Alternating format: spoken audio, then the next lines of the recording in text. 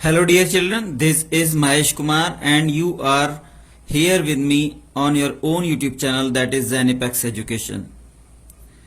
In today's video we are going to study a poem, that is the ball poem. Okay, this is a very short poem and has been composed by John Berryman. Okay, John Berryman is a poet of an exceptional quality and his quality reflecting in this poem too. Okay, so let us start the poem. Actually this poem is about a boy who has lost his ball. Okay, he was playing in a street and he lost his ball by just a little bit carelessness. Due to his carelessness he lost his ball, and the poem depicts very well the conditions, the mental condition of the boy after losing that ball. Okay, here the ball is symbolic of his bygone days. Okay, जो उसके और बचपन के दिन है उनको represent कर रही है पोएम यहाँ पर, जैसे कि हम आगे देखेंगे. ओके, तो here the ball is representing his childhood days and those memories. Okay, which are connected with that. Okay, तो उन चीजों को कहीं ना कहीं रिप्रेजेंट कर रही है द बॉल. ओके, बहुत ही अच्छी पोएम है, बहुत ही अच्छी तरह से पोइट ने इसको डिस्क्राइब किया है और ये दिखाया है कि किस तरह से ये जो लॉस है, ये जो नुकसान है उस बच्चे का, जो उसकी बॉल खोई है. ओके, ये कहीं ना कहीं उसको ग्रो करने में, उसको मेंटली मैच्योर होने में मदद करेगा. ओके, इसीलिए वो उसकी चाह करके ही मदद नहीं करता. यहाँ इन दोनों के अलावा कोई तीसरा कैरेक्टर नहीं दिखाया गया है. ओके, अगर आप मान सकते हैं तो तीसरा कैरेक्टर सिर्फ बॉल को मान सकते हैं, otherwise there is no third character. Okay, तो एक भले से एक लिमिटेड पोयम है लेकिन बहुत ही अच्छी तरह से दिखाया गया और ये दिखाया है कि किस तरह से बढ़ते हुए बच्चों के लिए उनको एक प्राइवेट स्पेस देना बहुत जरूरी रहता है, जिससे कि बच्चे खुद में ग्रो कर पाए. हमारा जो बात बेबात पे इंट्रूजन रहता है, जो कहीं ना कहीं हम इंटरफेयर करते हैं उनके पर्सनल मैटर्स में, वो कहीं ना कहीं उनकी जो पर्सनल ग्रोथ है उसको इनहिबिट करता है, उसको रोकता है. ओके, इसलिए पोएट ने चाह करके भी यहाँ इस पोयम में उस बच्चे की मदद नहीं की और उसका जो भी प्रोसेस चल रहा था, उसका जो मेंटल चाहे प्रोसेस हो चाहे दूसरी चीजें हो, तो वहां जाकर के उसने किसी भी तरह का इंट्रूजन नहीं किया. Okay, he decided to stay away from the boy and let the things get settled by him on himself. Okay, तो चलिए शुरू करते हैं पोएम को. What is the boy now who has lost his ball? What is he to do? Okay, वो बच्चा जिसने अभी अभी अपनी बॉल खो दी है, अब वो क्या करने वाला है, वो क्या करेगा. I saw it go merrily bouncing down the street and then merrily over there. It is in the water. Okay, मैंने खुद देखा है उस बॉल को, उस गेंद को हंसी खुशी से उछलते हुए गली में जाते हुए और फिर गली में जाते जाते उछल करके वो वहां पानी में चली गई है, पानी में गिर गई है. ओके, और पानी में भी ऐसी जगह से गिरी है जहां से कि वो रिट्रीव नहीं कर सकता उसको, जहां से कि वो उसको वापस नहीं ले सकता. ओके, कई बार आपको गली से तो ये लगेगा कि नाली में गई तो नाली में से बॉल उठाई जा सकती है, लेकिन ये सिर्फ नाली में नहीं गई बल्कि कुछ ऐसी जगह पे गिरी है, ऐसी जगह पानी में गिरी है जहां से कि वो उसको उठा नहीं सकता. Okay, from where he can not retrieve the ball, तो वहां पे चली गई है. No use to say O there are other balls. Okay, an ultimate shaking grief fixes the boy. तो आगे पोएट कहता है कि अगर हम ये कहें अरे बेटा तुम्हें दूसरी बॉल मिल जाएगी, है ना, इसकी चिंता मत करो, ये गई सो गई, जाने दो, तो इसका कोई यहाँ पे औचित्य नहीं है, इसका कोई यहाँ पे यूज नहीं है. क्यों? क्योंकि यहाँ जो बॉल है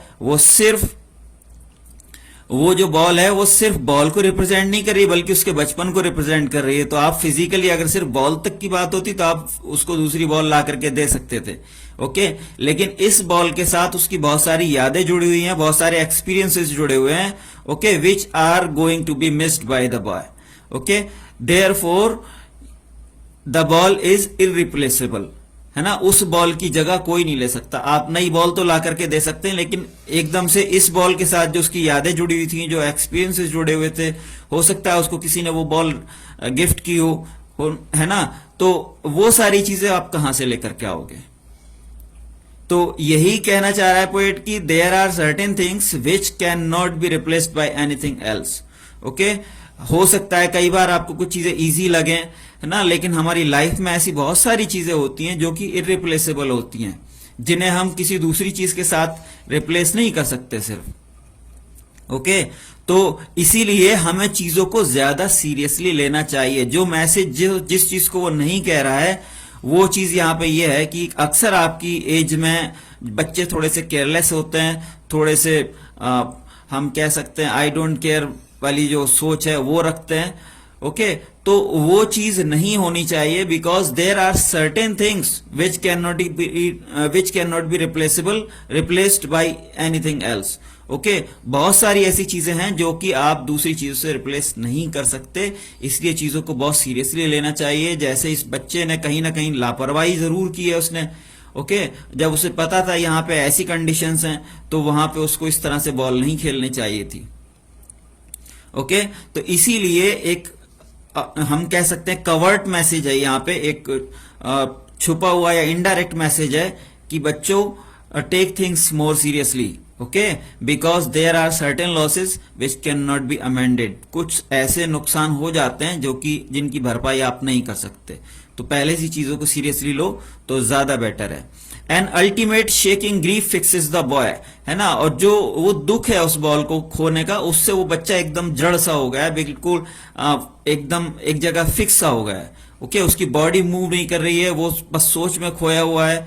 ओके, जैसे कि कोई बहुत ज्यादा आपको दिखता है कि हाँ, कई बार किसी को बहुत ज्यादा कोई मेंटल शॉक पहुंच जाता है, तो वो एक अजीब सी कंडीशन में आ जाता है, ना बॉडी हिलती है, ओके, ना वो किसी तरह की कोई मूवमेंट करता है, ना ही वो कुछ बोलता है। ओके, बस एक जगह आंखें फिक्स हो जाती हैं और बॉडी भी एक जगह फिक्स हो जाती है, एक ही पोस्चर में।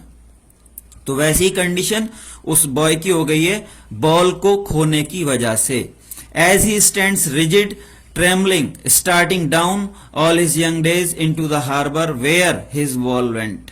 ओके, जैसे कि हम कह रहे थे कि वो बॉल को देखता रहता है और देखता है कि किस तरह से उस बॉल के साथ साथ उसके बचपन के जो दिन हैं, बचपन के दिन से मतलब यहाँ पे स्पेशली वो उस बॉल से जुड़ी हुई यादें भी हो सकती हैं।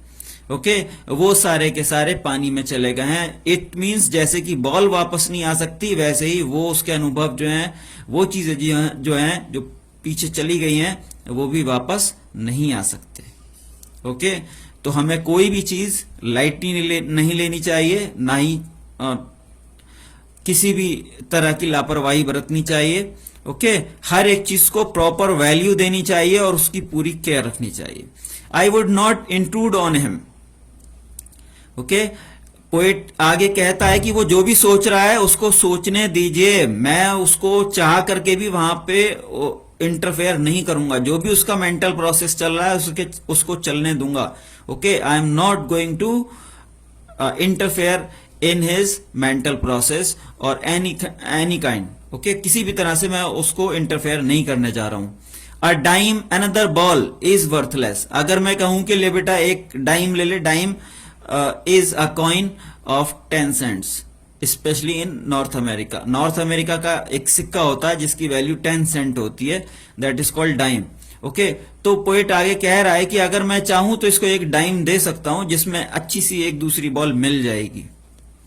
ओके, लेकिन ऐसा करना वर्थलेस रहेगा, इसका कोई फायदा नहीं है। ओके, क्योंकि उस बॉल से जुड़ी हुई, जैसे कि हम पहले भी कई बार कह चुके हैं, वो फिजिकली एक नई बॉल तो आप दे सकते हो उसको, लेकिन उस बॉल से जुड़ी हुई यादें कहां से लाओगे, उससे जुड़ी हुई वैल्यूज कहां से लेकर के आओगे, वो इंपॉर्टेंस कहां से उस नई बॉल में आप फोर्स कर दोगे। ओके, उस नई बॉल को कहां से वो इंपॉर्टेंस दिला दोगे।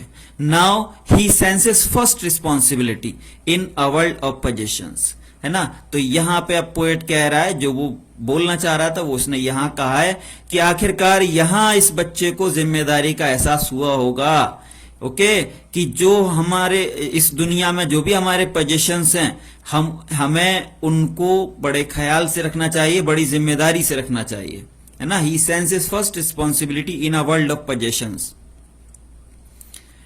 जो हमारी चीजें हैं, जो हमारा सामान है, ओके, जो है हमारे लोग हैं, हमारे रिश्तेदार हों, हमारे फैमिली मेंबर्स हों, ओके, वो हमारे लिए इनवैल्यूएबल हैं and we should take care of them. Okay, कहीं ऐसा ना हो कि बहुत देर हो जाए। ओके, तो समय रहते उनके प्रति सेंसिटिविटी जगानी चाहिए, उनका ख्याल रखना चाहिए। ओके, और यहाँ बॉल के लॉस से बच्चे को एक बहुत बड़ा सबक मिल रहा है कि इन चीजों को ध्यान रखो, केयर से रखो। ओके, इनके साथ कोई लापरवाही नहीं होनी चाहिए, चाहे वो हमारी फिजिकल बॉल जैसी कोई छोटी मोटी वैल्यू की चीजें हों, या फिर हमारे फैमिली मेंबर्स हों, या हमारी कुछ भी ऐसी यादें या दूसरी ऐसी जुड़ी हुई चीजें। Okay, people will take balls will be lost always a little boy. Okay, तो आगे फिर पोएट कह रहा है कि देखो आप बॉल्स खरीद सकते हो। बॉल्स मीन्स कोई भी possessions. Okay, balls are not here, balls is not limited with the ball specially. Okay, यहां सिर्फ बॉल का मीनिंग सिर्फ बॉल तक सीमित नहीं है, बल्कि यहां बॉल सिंबॉलिक वे में यूज किया गया है पोजेशंस के लिए। तो पीपल विल टेक बॉल्स, है ना, लोग अपने पोजेशंस खरीद सकते हैं, सामान खरीदेंगे, लगातार खरीदते रहते हैं, ऐसी रिश्तेदारियां बनती हैं, नए नए संबंध बनते हैं, नई दोस्तियां बनती हैं। ओके, लेकिन वो जिस तरह से खरीदेंगे, जिस तरह से नए संबंध बनाएंगे, वैसे ही कहीं ना कहीं वो चीजें एक दिन बिछड़ती भी हैं। यहां एक और वाइडर मैसेज देना चाह रहा है पोएट कि जो भी चीज हमारे पास है, कहीं ना कहीं वो एक दिन खोनी भी है, जैसे गीता का मैसेज है। ओके, गीता में क्या कहते हैं कि आप क्या लेकर के आए थे जिसका गम कर रहे हो, है ना।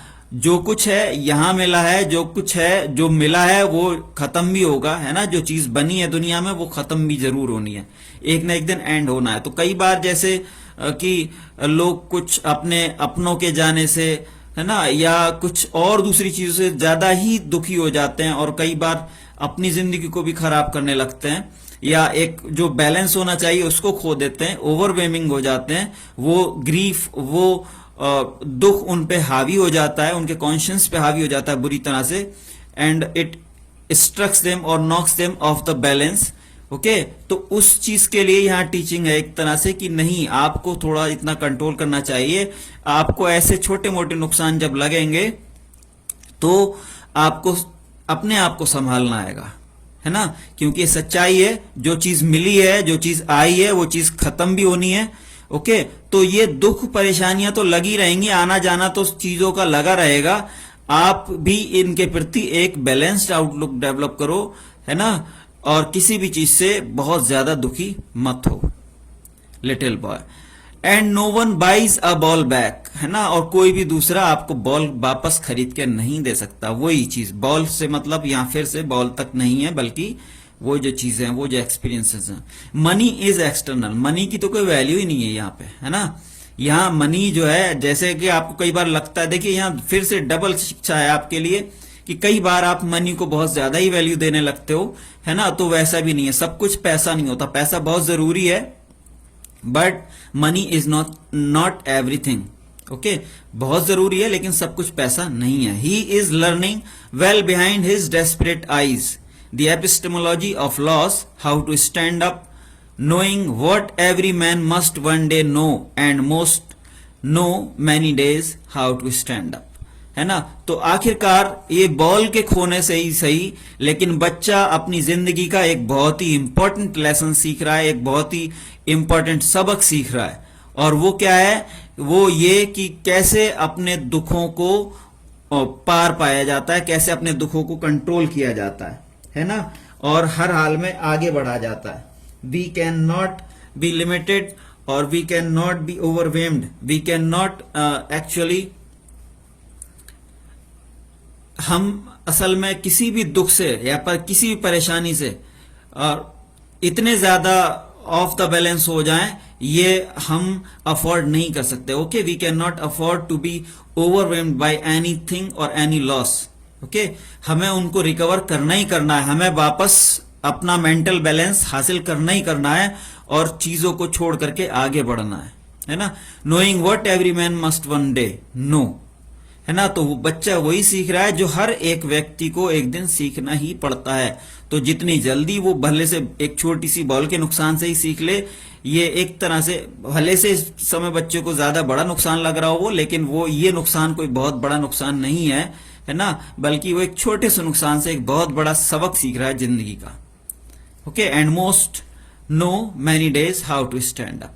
और जैसा कि अधिकतर लोग एक न एक दिन सीखते ही हैं किस तरह से ठोकरे खा करके फिर से उठा जाता है, फिर से संघर्ष किया जाता है, वही चीज बच्चा सीख रहा है। ओके, तो ये थी आपकी पोयम की समरी, एक तरह से उसका मीनिंग, उसका एक्सप्लेनेशन। इसके बाद हम देख लेते हैं कि आखिरकार कौन कौन सी पोएटिक डिवाइसेस हैं जो यहाँ पे यूज हुई हैं। पहली चीज तो ये कि ये फ्री वर्स में लिखी गई है, इसकी कोई राइमिंग स्कीम नहीं है ना। जैसे हम पहले भी किसी एक पोएम में कहा था कि अगर किसी की राइमिंग स्कीम चेक करनी होती है तो उसके लास्ट के जो वर्ड हैं उनकी साउंड्स को देखते हैं, उनकी लाइंस में हर एक लाइन का जो लास्ट के वर्ड है उनकी क्या साउंड है उनको देखते हैं। अगर कोई भी दो साउंड, पहली साउंड को हम ए नाम दे देते हैं, ओके, और दूसरी साउंड अगर उससे मैच कर रही है तो उसको भी ए नाम देंगे, या तीसरी में भी अगर मैच कर रही है, जहां भी मैच कर रही है, तीसरी चौथी में, एक ही स्टैंजा में अगर कहीं भी कोई दूसरी लाइन मैच कर रही है उसकी साउंड को, तो उसको वही नाम देते हैं। अदरवाइज हर बार में नया नाम देते हैं। तो यहां अगर आप चेक करेंगे, यहां बॉल है, यहां गो, देन, वाटर, बॉल्स, वॉय, डाउन, तो कोई भी दो लाइन आपस में वो मैच नहीं कर रही, उनकी साउंड्स मैच नहीं कर रही, वो राइम नहीं कर रही है, को राइमिंग नहीं है वहां पे। इसीलिए this poem has been composed in free verse. Okay, इसके अलावा कुछ दूसरी पोएटिक डिवाइसेस देख लेते हैं। पहली चीज इसमें एनाफोरा है। एनाफोरा कब होता है? जब किसी भी पोएम की किन्हीं भी दो कंटिन्यूस लाइंस में एक ही वर्ड रिपीट होता है। जैसे यहाँ पे व्हाट व्हाट है, पहली चारों लाइनों में यहाँ सेम कहीं ना कहीं वो सेम वर्ड्स रिपीटेड हैं। पहले दो लाइंस में वर्ड रिपीट है, तो नेक्स्ट टू में मैरी मैरीली। ओके, तो यहाँ पे एनाफोरा है। इसके साथ ही साथ यहाँ पे इंजॉयमेंट भी है। ओके, इंजॉयमेंट कब होता है? जब कोई एक सेंटेंस एक लाइन से ज्यादा में कंटिन्यू करता है, ओके, लेकिन पोएट उस सेंटेंस के लिए कोई जहां पे वो लाइन खत्म होती है वहां पे कोई भी पंक्चुएशन मार्क यूज नहीं करता। जैसे कि यहां से ये सेंटेंस शुरू हुआ, I saw it go merrily bouncing down the street, okay, और ये यहां पे आकर के एंड होता है। सेंटेंस तीन लाइन में लगभग चल रहा है, लेकिन यहां जो लास्ट में लाइंस हैं इनके लास्ट में कोई पंक्चुएशन मार्क यूज नहीं किया गया, इसलिए यहां पे इंजॉयमेंट है। ओके, दूसरा पर्सोनिफिकेशन है। मैरीली बाउंसिंग, खुशी से कूदते हुए, खुशी से उछलते हुए दिखाया गया बॉल को, ओके, जो कि एक मानवीय गुण है, एक जीवित जो चीजें हैं उनका गुण है ना, खुशी से उछलना। तो ये बॉल तो जीवित चीज है नहीं, तो इसीलिए यहां पे पर्सोनिफिकेशन है। इमेजरी है। इमेजरी क्या होता है? जहां भी कभी एक वर्ड पिक्चर क्रिएट करने की कोशिश की जाती है राइटर्स या ऑथर्स के द्वारा या पोएट्स के द्वारा, तो वहां पे इमेजरी होता है। और यहां भी ऐसा ही कुछ है, merrily bouncing down the street and then merrily over there. Okay, यहां पे पोएट एक पूरी पिक्चर क्रिएट करने की कोशिश कर रहा है कि किस तरह से खुशी से उछलते हुए बॉल गली में जा रही थी और फिर वो पानी में कूद गई इसी तरह से उछलते हुए। तो यहां पे इमेजरी है। इसके साथ ही साथ यहां पे मेटाफोर भी है। All his young days into the harbour, है ना, वो जो बॉल है, बॉल के साथ कंपेयर किया गया है उसके जो यंग डेज हैं। यंग डेज मतलब जो उसके बचपन के और दिन है ना, तो बॉल के साथ उनको कंपेयर किया गया है, इसलिए यहां पे मेटाफोर है। ओके, ऐसे ही रिपीटिशन है। बॉल्स बॉल्स, एक ही वर्ड को दो बार रिपीट किया गया है। ओके, तो यहां पे रिपीटिशन है। किसी भी लाइन में अगर सेम वर्ड रिपीट होता है तो वहां पे रिपीटिशन होता है। एलिट्रेशन है। एलिट्रेशन जैसे कि आप देखेंगे किसी भी पोयम की किसी भी एक लाइन में अगर कोई एक ही जो साउंड है वो वर्ड की शुरुआत में बार बार आती है, अलग अलग वर्ड्स के शुरुआत में आती है बार बार, तो वहां पे एलिट्रेशन होता है। जैसे कि यहां पे आप देखेंगे, buys a ball back, 4 words में से 3 में लगातार बी आया है शुरू में, ओके, इसीलिए यहाँ पे एलिट्रेशन है। ओके, एलिट्रेशन आपको बहुत सारी जगह पे मिल जाएगा, एलिट्रेशन और आपका कंसोनेंस, ऐसे ही एक और एसोनेंस रहता है। ओके, तो ये तो बहुत सारी जगह पे मिल जाते हैं। इसके अलावा यहाँ सिंबोलिज्म है, जैसे कि हम कई बार यहाँ कह चुके हैं कि जो पोयम है वो बॉल पे लिखी गई है, और बॉल जो है सिंबलाइज कर रही है हमारे अच्छे एक्सपीरियंसेस को, हमारी अच्छी यादों को, हमारे अपने रिश्तेदारों को भी रिप्रेजेंट कर रही है, या जो भी हमारी चीजें हैं, जो भी हमारी पोजेशंस में चीजें रहती हैं, उन सबको कर रही है वो। तो इसीलिए यहाँ पे सिंबोलिज्म है।